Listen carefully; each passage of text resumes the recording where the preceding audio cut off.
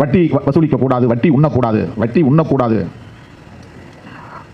இஸ்லாத்தை பின்பற்றக்கூடியவர்கள் என்று மட்டுமில்லாமல் மனிதகுலம் செய்யக்கூடிய 7 பாவச் செயல்களில் வட்டி வசூலிப்பதும் பெரும் பாவச் செயல் என்று நபிகள் நாயகம் வட்டிக்கு எதிரான, இன்றைக்கு நாம் கந்து வட்டிக்கு எதிராக குரல் கொடுக்கிறோம். வட்டி தொழில் எவ்வளவு ஆபத்தை, தீங்கை சமூகத்தில் உருவாக்கி கொண்டிருக்கிறதை நாம் பார்க்கிறோம். எத்தனை திரைப்பட வல்லுநர்கள் தற்கொலை செய்து கொண்ட சான்றுகள் நடந்திருக்கின்றன.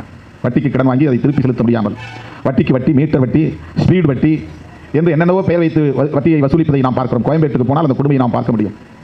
கார்ப்பரேஷன் பணியாளர்களை பார்த்தால் அந்த கொடுமையை தாங்க முடியாது. சம்பளத்தை அவர்கள் கையில் வாங்கி செல்ல முடியாது. வாங்கிய தொகை அசல் 500 ரூபாயாகத்தான் இருக்கும். ஆனால் அது 50,000, 5 லட்சம் வரையிலும் கொண்டு போய் விட்டு விடுவார்கள். வட்டியை மட்டுமே வசூலித்துக் கொண்டிருப்பார்கள். அசல் அப்படியே இருக்கும்.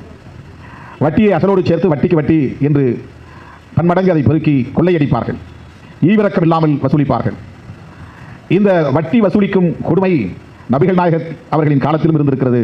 அதை தடுக்க வேண்டும்.